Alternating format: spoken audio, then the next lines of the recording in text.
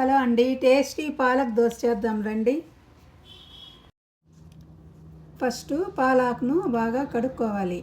బాగా 2-3 సార్లు బాగా కడిగేసి ఉంచేసి తర్వాత ఆకు తీసి మిక్సీ జార్లో వేసుకొని కొద్దిగా మనకు తాగినంత సాల్ట్ వేసుకోవాలి. మీరు ఎక్కువ తినే వాళ్ళైతే ఎక్కువ, తక్కువ తినే వాళ్ళు తక్కువ వేసుకొని మిక్సీకి వేసుకున్నామంటే బాగా మెదిగిపోతుంది కదా. మెదిగిపోయేదాకా మిక్సీకి వేసుకునేయాలి.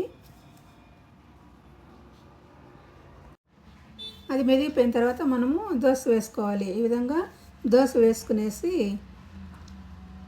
ఇలా దోశ వేసుకొని దోశ పైన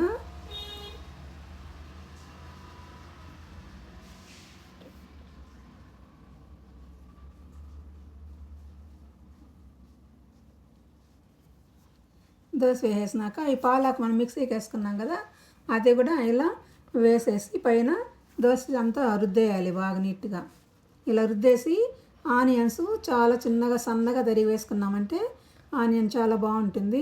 ఇందులో మనము ఇలా దోశ 2 వైపులా కాల్చుకున్న తర్వాత మనకు పప్పుల పొడి ఉంటే పప్పుల పొడితో కానీ, లేదు ఏదైనా మన చట్నీ కానీ సాంబార్ కానీ ఏదైనా వేసుకొని తిన్నామంటే చాలా రుచిగా చాలా బాగుంటుంది.